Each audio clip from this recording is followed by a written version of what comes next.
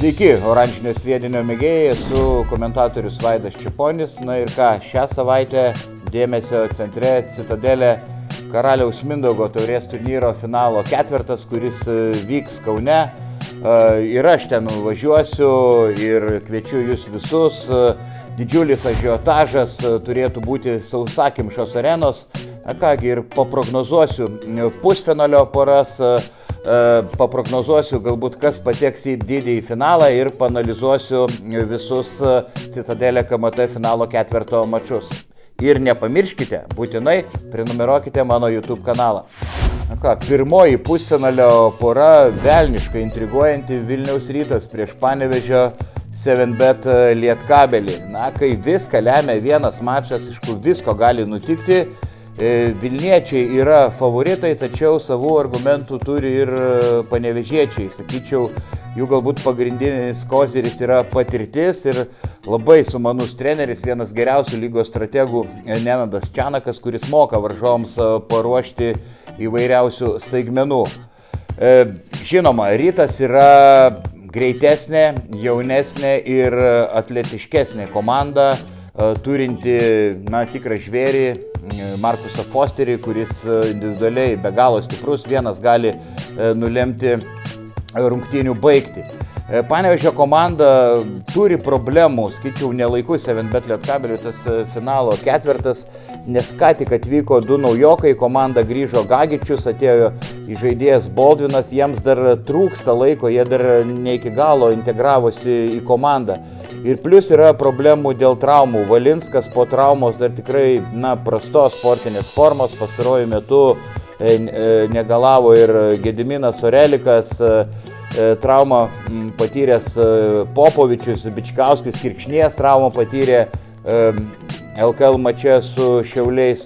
Na, žodžiu, tikrai daugybė yra bėdų.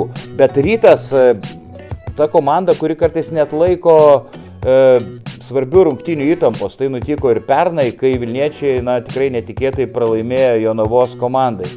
Vis dėlto manau, kad Vilniečiai išplėš pergalę maždaug 5-7 taškų skirtumų. Antroji pusfinalio pora Žalgiris prieš Šiaulius. Na, jau čia žalgiriečiai tikrai visa galva pranašesni už varžovus. Meistriškumas komandų gerokai skiriasi, bet taurės varžybų specifika tokia, kad iššauti gali ir potencialiai daug silpnesnė komanda. Neseniai ekipos susitiko LKL rungtynėse Kaune, ir šiauliečiai ten priešinosi, tikrai išvengė sutriuškinimo. Žydrūnas Urbanas, galime sakyti, iš numirusių prikėlė komandą ir iš tų vidutiniokų spaudžia maksimumą. Šįkart Šiaulių komandoje jau galės turbūt žaisti visi krepšininkai, neseniai sirgęs Danusevičius, čiurną pastempęs Burkas, iš Kanados sugrįšiantis Šakilas Kifas. Tačiau šiauliečiams prasta žinia ta, kad Žalgiris, kai prie klubo vairo stojo Andrė Trinkerį, ne tik solidžiai žaidžia Eurolygoje, bet ir visiškai neatsipalaiduoja vietos fronte.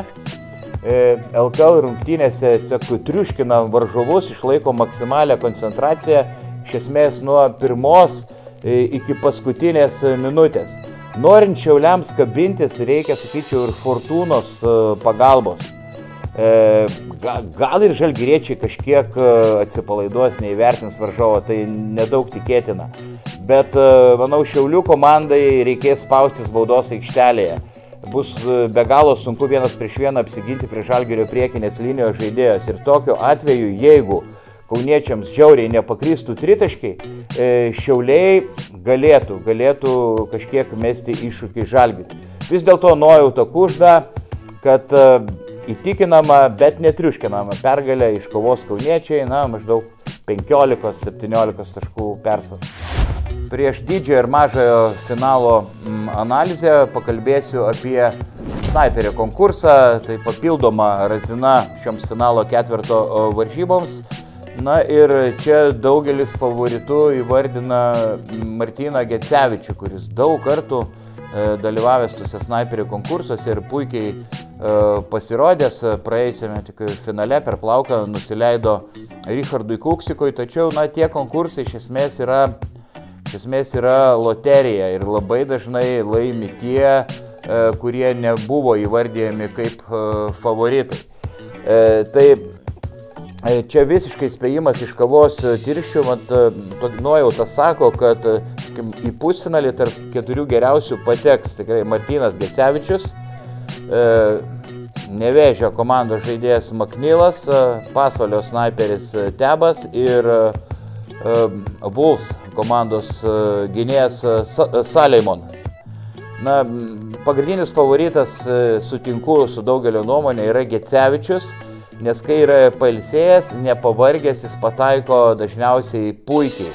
Nors jau praėjusį sezoną, tarkim, tie procentai žaidžiant Utenoje buvo prasti, bet tai susijęs su nuovargiu. Sunkiau pataikyti, kai tu esi pavargęs, kai yra nusimušęs kvėpavimas. Taigi aš manau, kad Gecevičius triumfuos. Taigi sekmadienį vyks iš pradžių mažasis finalas ir spėju, kad ten žais Šiauliai ir 7bet Lietkabelis. Na ir čia, sakyčiau, komandų šansai yra apylygiai, nors aišku sudėtimi 7bet Lietkabelis gerokai pranoksta Šiauliečius, bet galimai panevėžiečiai pusfinalėje bus išeikvoję nemažai jėgų su Vilniaus Rytu. Tikėtina, kad tos rungtynės bus labai atkaklios. Kaip minėjau, Panevėžio komandoje nemažai yra veteranų ir jiems reikės laiko atsigauti. Tuo tarpu šiauliečiai pusfinalėje ko gero neturės didelių šansų, jų dėmesys galbūt jau rungtynių metu kryps į mažąjį finalą, gal ir turės didesnės motyvacijos kautis dėl 3-osios vietos. Ir čia mano nuomonė, kad Šiauliai įnirtingai kibs į atlapus panevėžiečiams, kaip nutiko visai neseniai Panevėžyje per LKL rungtynes. Šiauliai tapo kovotojų komanda, turinti tvirtą stuburą, kietą charakterį ir manau, kad čia drama išsilaikys iki paskutinių minučių. Spėjimas 7bet Lietkabelio pergalė 2, 3, 4 taškais. Taigi didysis finalas, mano nuomonė, tai yra Vilniaus Rytas prieš Kauno Žalgirį. Tikras krepšinio desertas visiems sirgaliams, milžiniškas ažiotažas. Žalgiris, aišku, savo žiūrovų akivaizdoje, kur ir klubdo faktiškai visas Eurolygos komandas iš eilės. Tačiau, aišku, gali taip nutikti, kad kauniečiai, tarkim, perdegs šiame mače, niekas nėra atmestina. Galbūt Ryto žaidėjai nusimes nuo pečių visą įtampą, nes tikrai ne jie yra šio finalo favoritai. Rytas su Fosteriu matėme praėjusį sezoną LKL finalo serijoje, kai Žalgiris tik per plauką tapo lygos čempionu. Na ir šį kartą, manau, Markusui Fosteriui bus skiriamas milžiniškas dėmesys, o Rytas su Marku Fosteriu pradėjo žaisti kitokį krepšinį nei praėjusį sezoną. Markusas Fosteris žaidžia dažnai ir komandinį krepšinį ir kaip prieš jį yra dvigubinama, nelipa į medį, priima dažnai teisingus sprendimus, bet kartu, kai ateina lemiamas momentas, jis imasi iniciatyvos ir labai dažnai kelia daug problemų varžovams. Ir manau, kad Rytas tikrai atlikdami pick and rollą, derinį 2 prieš 2, stengsis atakuoti žalgiriečius, kai būtent ant parketo bus Laurynas Birutis, kuris yra monstras puolime, bet vis dėlto lėtokas vidurio puolėjas. Ir vilniečiai tikrai moka išnaudoti tas situacijas. Žalgirio pagrindinis pranašumas, sakyčiau, priekinėje linijoje. Kai kamuolį ant ūso gaus Birutis, Šmitas,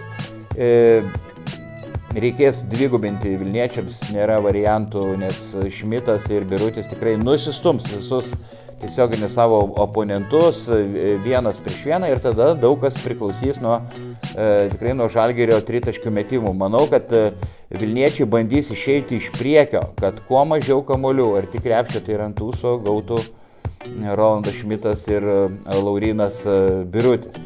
Taigi aš spėju, kad Žalgiris laimės, bet nelengvai. Ir mano spėjimas maždaug 10 taškų persvara. Tai buvo mano komentatoriaus Vaido Čeponio prognozės. Būtinai susitinkam kitą savaitgalį Kaune. Jeigu negausit bilietų ar neturėsit pinigų tiem bilietam, galėsiu pravesti, jeigu dosniai pavaišinsit. Tai kągi, iki gero krepšinio visiems.